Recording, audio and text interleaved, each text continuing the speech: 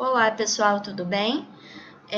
Na aula de hoje nós vamos falar sobre a fasciolose hepática, que é uma doença causada pelo parasito Fasciola hepática da classe dos trematodas. Em alguns lugares do Brasil, essa doença é conhecida como baratinha do fígado, tá? Falando um pouquinho sobre a taxonomia desse parasito. Ele pertence ao filo dos plateumintos, aquele filo dos vermes achatados, que tem uma simetria bilateral, que não tem nem o sistema respiratório, nem o sistema circulatório presente, tá? Da classe dos trematodas. Os trematodas são parasitos não segmentados que possuem escamas ou espinhos e ventosas. Da infraclasse Digenea, que são adultos e cercárias com o intestino bifurcado formando 2 secos e o poro excretor único na extremidade posterior do corpo. Da família Fasciolide, que são vermes grandes e largos de aspecto foliáceo, tem uma ventosa ventral e uma oral e possui os órgãos tubulares e ramificados. A espécie que nós estamos falando é a Fasciola hepática do gênero Fasciola, tá bom? Vamos falar um pouquinho sobre os hospedeiros. Tem como hospedeiro principal o bovino. Em algumas literaturas vocês vão encontrar outras espécies como ovinos, caprinos, equinos, suínos e coelhos. Já vi também mencionando capivaras entre essas espécies, mas na nossa aula nós vamos nos atentar ao bovino, que é a principal espécie, que é onde a gente encontra em todos os lugares, tá bom? Também vamos falar sobre o seu hospedeiro, o homem, por se tratar de uma zoonose, então também tem a sua importância na saúde pública, né? Nós vamos então nos atentar na nossa aula para o bovino e para o homem. Como hospedeiro intermediários, temos o caramujo do gênero Liminea. O sítio de infecção final seria os ductos biliares e a vesícula biliar, e são parasitos hermafroditas. Falando um pouco sobre o sítio de infecção final, nós temos os ductos biliares e a vesícula biliar, como eu havia dito antes. Então, olhando nessa imagem aqui, nós podemos visualizar a vesícula biliar e visualizar os ductos biliares, tá? Isso é muito importante você saber como que está inserido os ductos e a vesícula biliar em relação ao fígado, porque como o próprio nome da doença diz, já dá um spoiler, né, sobre a sua patogenia. É importante a gente saber a relação do fígado com esse sítio de infecção final. Aqui eu botei uma imagem para vocês poderem visualizar o parasito, tá? No ducto biliar, uma imagem muito bonita por sinal. Vamos falar um pouco sobre o hospedeiro intermediário. O hospedeiro intermediário é o caramujo do gênero Liminea. E há 3 espécies envolvidas com essa doença aqui no Brasil, que seria a Liminea columella, que é a principal espécie envolvida relacionada com a doença, a Liminea cubensis e a Liminea viatrix. Agora, há pouco tempo, houve uma reclassificação taxonômica a nível de gênero desse hospedeiro, desse caramujo. Então, não chamamos mais de Liminea, agora nós chamamos de Pseudosuccinia. Então, seria Pseudosuccinia columella, Pseudosuccinia cubensis e Pseudosuccinia viatrix. Esse nome, Pseudosuccinia, por ser muito recente, essa reclassificação, você não encontra ainda em livros, encontra em artigos científicos e alguns sites você vai encontrar esse nome. Aqui tem a imagem do caramujo, ele se caracteriza por essa concha que é bem conhecida, né, a mais comum que nós vemos aqui no Brasil, e por essa antena pequenininha, porque ele pode ser confundido com outras espécies, mas uma característica muito marcante dele seria essa antena pequenininha. A morfologia do parasito, da Fasciola hepática. Eu gostaria de dizer, antes de começar a falar da morfologia, para vocês não se assustarem, porque às vezes, quando nós vemos a primeira vez esse parasito, dá um susto mesmo, né? Nós não conseguimos identificar nada na sua morfologia. Muito difícil, porque, como eu havia dito antes, se trata de órgãos tubulares e ramificados. Você só vê uma quantidade muito grande de ramificação. Então, nós vamos falar sobre a sua morfologia e, ao final, eu vou dizer como que você realmente vai identificar, vai ter certeza que se trata de uma facíola hepática. Aqui, o principal são as ventosas, que é a oral e a acetabular. Essa nós conseguimos visualizar. Ventosa oral e ventosa acetabular. Aqui é um desenho, ele não está proporcional à vida real, tá? Mas é só para conseguir visualizar didaticamente as estruturas desse parasito. Então, aqui nós podemos ver a ventosa oral e aqui a ventosa acetabular. Na verdade, no desenho, como ele não está proporcional, a ventosa acetabular ela se encontra muito longe da ventosa oral, quando na vida real, a ventosa acetabular ela fica bem perto da ventosa oral nesse parasito, tá? Ele possui seco, testículos e ovários ramificados. É tudo ramificado. Quando você olhar esse parasito na lâmina, você vai ver muita ramificação. O seu ovário é pré-testicular, cone cefálico bem desenvolvido. O que seria esse cone cefálico?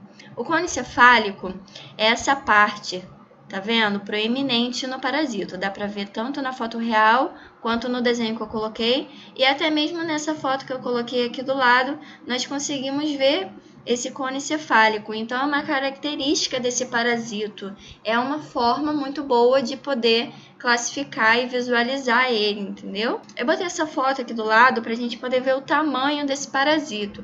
É um parasito que mede de 2 a 3 centímetros de comprimento.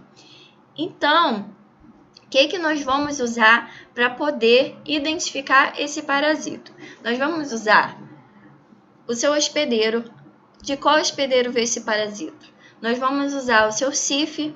Aonde foi encontrado esse parasito? Nós vamos usar o seu tamanho, que é um tamanho grande, relativamente grande, de 2 a 3 centímetros. E nós vamos visualizar as ventosas e o cone cefálico. Assim, nós vamos poder identificar a facíola hepática, porque nos outros parasitos que têm o mesmo CIF da facíola e o mesmo hospedeiro, eles são muito pequenos, eles não chegam a esse tamanho todo. A facíola é um parasito muito grande de vesícula biliar. Então, assim nós vamos classificar ela. Olhou o parasito na lâmina, a primeira coisa que você vai ver vai ser tudo ramificado. Já pode pensar, opa, facíola. Começou a ver ventosa oral, ventosa acetabular. Você viu o tamanho, um parasito muito grande. O parasito veio de um bovino, o parasito veio da vesícula biliar, facíola hepática, tá bom? Vamos falar sobre as formas evolutivas. Esse daqui eu só citei as formas evolutivas, porque não muda muita coisa em relação ao parasito que nós falamos na aula passada. Se você não viu a aula passada, assista. Então, eu botei em ordem, tá? A forma evolutiva, começando dos seus ovos, que são os ovos castanhos e grandes. Quando você visualizar esse ovo na lâmina, você vai ver um ovo assim, muito grande e todo castanho, tá? Logo depois dos ovos, tem o miracídio, que é uma larva que vai eclodir desse ovo. É uma larva caracterizada por cílios, tá? Para se locomover. O miracídio é a forma infectante para o hospedeiro intermediário, para o Pseudosuccinia, e vive também em água doce. Nós temos logo depois o esporocisto e as rédeas. O esporocisto e as rédeas vai ser forma evolutiva que vai estar acontecendo dentro do parasito, dentro do hospedeiro intermediário. Então, logo depois que o miracídio entrar em contato com esse hospedeiro intermediário, ele vai se diferenciar em esporocisto. O esporocisto vai dar origem às rédeas e as rédeas vai dar origem a cercárias, que é a nossa próxima fase evolutiva. As cercárias vão abandonar esse hospedeiro intermediário vão entrar em contato com a água doce e vão se encistar em alguma vegetação. Esse encistamento transforma essa cercária em metacercária. Então aqui nós temos foto do ovo e aqui nós temos foto da cercária. A cercária ela tem esse aspecto, tá bom? Agora que nós sabemos sobre a forma evolutiva, vamos falar sobre o ciclo desse parasito. Eu vou falando, eu vou lendo aqui, vocês vão acompanhando nessa imagem. Eu vou começar por aqui, pela metacercária, tá bom? Então, o hospedeiro definitivo vai ingerir a metacercária. Como que ele vai ingerir a metacercária? Na vegetação contaminada ou na água contaminada, tá? Então, é por meio de ingestão. Logo após, a metacercária faz o desencistamento no intestino delgado do hospedeiro definitivo, tá? Então, a metacercária foi ingerida e vai se desencistar no intestino delgado do hospedeiro definitivo.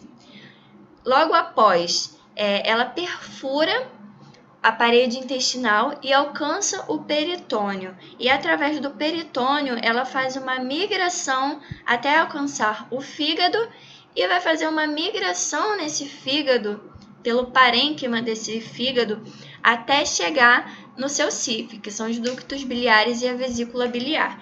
Essa parte é muito importante, porque a forma jovem, ela faz essa migração toda em torno de 2 meses, e são 2 meses migrando pelo parênquima hepático, migrando ali, causando lesão, né, até conseguir chegar no seu CIF.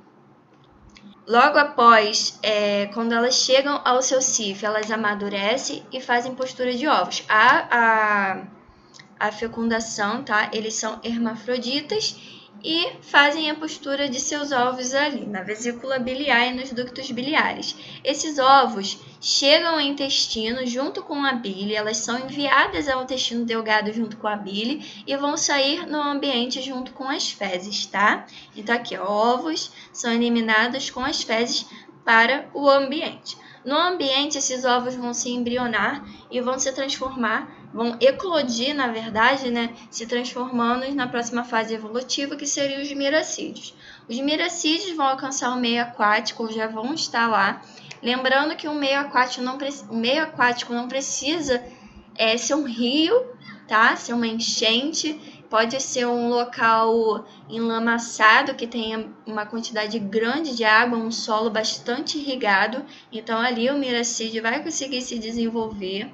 Esse miracídio vai ao encontro do seu hospedeiro intermediário, que seria o caramujo do gênero Limineia, que é o que nós estamos falando. Então, eles penetram ativamente nesse molusco, ativamente pelas partes mole do molusco, tá? Então, logo depois de penetrar, ele vai para a sua próxima fase evolutiva, que seria os esporocistos. Nos esporocistos vai haver a formação de rédeas, e a rédea as rédeas, né, vão dar origem às cercárias. Por quê? Que eu estou falando no plural. Porque um miracídio vai dar origem a várias cercárias. Logo no próximo slide nós vamos falar sobre isso. As cercárias vão abandonar o molusco e vão para a água se encistar. O que seria esse encistamento? Ao redor dela cria-se uma barreira para proteger essa cercária, e esse encistamento transforma ela em metacercária. Esse encistamento normalmente ocorre em vegetações, tá? Porque assim vai ser mais fácil ter o seu hospedeiro ingerindo. Então vai ser mais fácil dar continuidade a esse ciclo, tá bom? Logo depois que ela vira metacercária, o hospedeiro definitivo vai ingerir essa metacercária e o ciclo vai recomeçar de novo, né? Vamos falar um pouco sobre a doença. A fasciolose hepática, ela é uma doença muito presente aqui no Brasil, tá? Como eu havia dito, tem a sua importância na parte de produção, na parte econômica, porque ela atinge os bovinos e tem a sua importância na saúde pública. A forma de infecção seria a ingestão de metacercária. A ingestão de metacercária através de alguma vegetação contaminada ou água contaminada. Eu citei aqui, que no sul do Brasil existe uma associação de cultivo de arroz com gado, no qual você vai cultivar arroz. O arroz é cultivado em um solo bastante irrigado, tá? E logo depois quando acabar o cultivo de arroz ali, houver a colheita, você vai transportar o gado para aquele local para se alimentar ali. E porque vai estar um solo bastante adubado, então vai nascer uma vegetação muito boa para esse gado. E logo após que acabar essa época de vegetação boa ali, se retira o gado e volta com a plantação do arroz. Isso é relativo a um ambiente perfeito para fechar o ciclo, tá? Porque existe água na plantação do arroz, se existir, né, o caramujo ali, e existe o boi, que é um dos hospedeiros principais desse parasito. O hospedeiro é definitivo principal desse parasito. Então, se dá um ambiente perfeito para fechar esse ciclo. Também temos a importância na saúde pública em relação aos humanos, porque também nós ingerimos folhas cruas, por exemplo, o agrião. Vocês vão ver em qualquer livro que vocês forem olhar, citando o agrião, porque ele tem uma importância muito grande nessa doença. Por ingerir alimentos sem uma boa higienização, nós podemos nos contaminar com a metacercária da facíola hepática nesse agrião. Porque eu botei até uma foto aqui, olha, essa imagem aqui é um agrião aquático, ele é plantado assim, em meio a um solo muito irrigado, e nós temos a possibilidade de nos infectar através desse agrião. Então tem essa importância, vocês vão ver citando o agrião em todos os lugares. Mas não só o agrião, também em outras hortaliças que nós possamos comer, né, crua. Por exemplo, o alface. Hoje em dia existe muito a plantação de alface hidropônico, né, aquele que é feito cultivo na água. Então nós temos que ter esse cuidado com a higienização, porque é um fator importante na infecção da facíola hepática em humanos. O período pré-patente dessa doença é de 10 a 12 semanas, tá? 1 mês e meio a 3 meses. Como havia dito antes, um miracídio, no fim de tudo, no fim da sua reprodução dentro do hospedeiro intermediário, pode liberar mais ou menos 200 cercárias. Então, apenas um ovo que vai liberar um miracídio vai dar origem a 200 cercárias. Então, é uma infecção que tem uma proporção muito grande de disseminação no ambiente, tá? Esse parasito, quando ele já está em seu hospedeiro definitivo, ele tem uma longevidade de 8 a 10 anos. Então, ele pode viver dentro do seu hospedeiro definitivo, causando lesão, causando a doença, de 8 a 10 anos. Antes de falar dos sinais e sintomas, eu queria deixar claro que pode ser uma doença assintomática, porque vai depender muito da carga parasitária, tá? E do seu hospedeiro. Porque eu vou dar um exemplo para vocês. Como eu havia dito antes, o parasito tem uma longevidade de 8 a 10 anos. Mas nós sabemos que os bovinos, eles vão para o abate em torno de mais ou menos 3 anos de idade no máximo. Então, muitas vezes, dependendo do grau da infecção, se não existe muita facíola hepática nesse hospedeiro, nós não vamos ter a manifestação clínica da doença, tá? Porque é preciso de um tempo e é preciso de uma alta carga parasitária para a gente poder... Opa, foi para frente, gente. Ih, foi para trás. Desculpa. Como eu estava falando, é preciso de uma alta carga parasitária para a gente poder ver que existe essa doença, tá? E é uma doença que pode se manifestar de forma aguda ou de forma crônica. Ela vai causar destruição dos tecidos com hemorragia. Como eu disse, a forma jovem da facíola hepática, ela fica migrando no parênquima hepático até chegar ao seu CIF. Então, essa migração vai acarretar em destruição desse parênquima. Como nós sabemos, quando nós temos algum problema hepático, nós também temos, consequentemente, a icterícia pelo acúmulo de bilirrubina no sangue. Vai haver a compressão da veia porta e do ducto biliar, tá? Muitas vezes pode haver, dependendo do grau parasitário, o rompimento desses ductos ou da vesícula biliar. Vai haver cirrose hepática. Pode haver, tá? Porque tudo vai depender do grau da doença, o grau da infestação. Pode ocorrer fibrose do fígado com calcificação, hiperplasia dos ductos biliares. Por exemplo, se você fizer uma ultrassonografia, você consegue visualizar essa hiperplasia, tá bom? E pode haver também um bloqueio da passagem da bile, dependendo da quantidade de parasito dentro dessa vesícula biliar ou desses ductos biliares. E assim, um bloqueio físico mesmo consequentemente, vai desequilibrar a quantidade de bile que vai ser liberada no intestino delgado, tá? Essa doença, ela tem uma importância muito grande na medicina veterinária, pois ela acarreta numa perda econômica muito grande para o produtor, né? Porque quando é encontrado facíola hepática em fígados de bovinos, esse fígado ele não serve mais para venda, ele não serve mais, ele não tem mais um valor econômico. O fígado, ele tem que ser descartado, tá? Ele não vai ser usado mais economicamente. Então, há uma perda muito grande. Imagine, nós não estamos falando de um animal de estimação, nós estamos falando de um animal de produção, nós estamos falando de centenas de cabeças.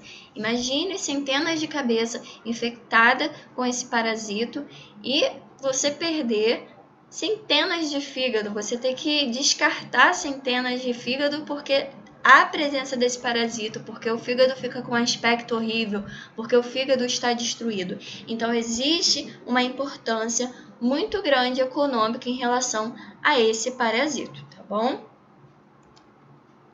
O diagnóstico é feito de uma forma bem simples, através do exame coprológico, tá? Chamados 4 tamises. Os 4 tamises, se vocês não sabem, tamises é igual aquelas peneirinhas, na verdade aquelas peneirinhas que nós usamos na cozinha, né, na culinária mesmo, para peneirar algum alimento, entendeu? Sabe qual peneira, gente? Estou falando, pelo amor de Deus, peneira de cozinha. Então tá, é chamado de tamises, tá? Nós vamos pegar essas peneiras, esses tamises, acoplar elas uma em cima da outra, formando 4, para peneirar o material usado para fazer esse exame, no caso, as fezes. Nós vamos dissolver essas fezes e vamos peneirar. Por que a gente faz isso? Porque os ovos da facíola hepática são ovos muito grandes. Então, quando você peneira 4 vezes, você está deixando ir embora os ovos de eumintos, que são os ovos pequenos. Você está deixando bastante coisa embora, porque o que você quer ver é ovo de facíola hepática. Então, você vai peneirar 4 vezes e, ao fim, os ovos vão ficar retidos ali, entendeu? Nesses tamises. Mas também nós podemos usar a técnica de Hoffman, para visualizar esses ovos, tá bom? Nós podemos também fazer uma ultrassonografia para ver esse fígado, né, a vesícula biliar, ver o estado, né, o que aconteceu ali, se está tudo certo, o grau de infecção. Nós podemos dizer o grau de infecção através do estado desse fígado, e também podemos fazer uma biópsia. O tratamento é um tratamento simples, relativamente simples, tá? Existem vários medicamentos que você pode usar para o tratamento da facíola hepática, mas o medicamento de eleição para tratar ruminantes seria o triclabendazole, tá bom? E para os outros animais, o albendazole. Eu até botei aqui em observação, grifado, para vocês não esquecerem. É importante a gente ter na cabeça, mais uma vez eu vou repetir, que não estamos falando de um animal doméstico, mas sim de um animal de produção. Então, nós não podemos chegar é fascíola hepática, vamos tratar com antiomítico e tudo certo, acabou o problema ali. Não é assim que funciona, tá? Nós temos que saber analisar o ambiente, nós temos que saber identificar o caramujo, tá? Para a gente saber aonde que está acontecendo essa infecção, aonde que o ciclo está se fechando ali. Porque não adianta você tratar um animal e ele ficar se reinfectando, tá bom? Então é muito importante a análise ambiental para fazer o controle dessa doença. A profilaxia, como eu havia dito, o mais importante é fazer o controle do ambiente. Então, no ambiente, nós podemos fazer um controle biológico ou um controle químico. Nós podemos fazer, porque na verdade tudo vai depender da sua análise. Eu vou dar um exemplo do que aconteceu com um professor meu, que ele contou em sala.